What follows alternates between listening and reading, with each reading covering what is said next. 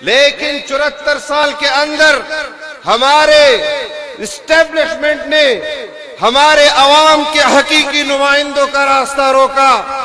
ملک کا اقتدار انہی نوابوں، سرداروں، خوانین اور وڈیروں کو دیا کہ جنہوں نے زندگی بھر انگریزوں کی غلامی کی.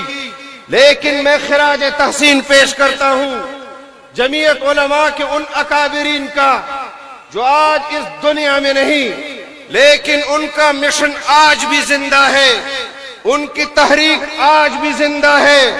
میں خراج تحسین پیش کرتا ہوں جمعیت علماء کے کارکنوں کا کہ ایک لمحے کے لیے بھی آپ کے حوصلے پست نہیں ہوئے، آپ نے اپنی جدوجہد نہیں چھوڑی، آپ نے اپنے نظریے پر قائم رہے.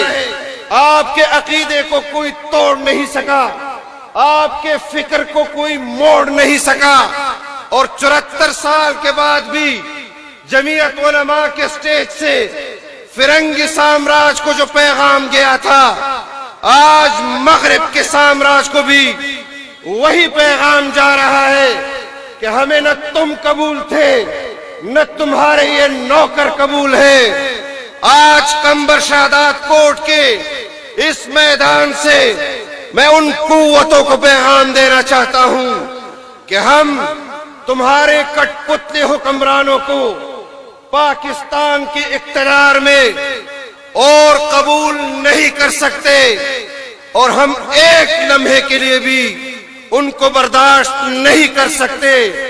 ہماری قیادت نے 23 مارچ کو ایک آخری فیصلہ کن تحریک کا اعلان کیا ہے کہ ہم کل پاکستان سے پاکستان کے مسلمانوں کو، پاکستان کے شہریوں کو اسلام آباد لے جائیں گے اور ان کٹ پتلی کے اقتدار کا تختہ پلٹیں گے.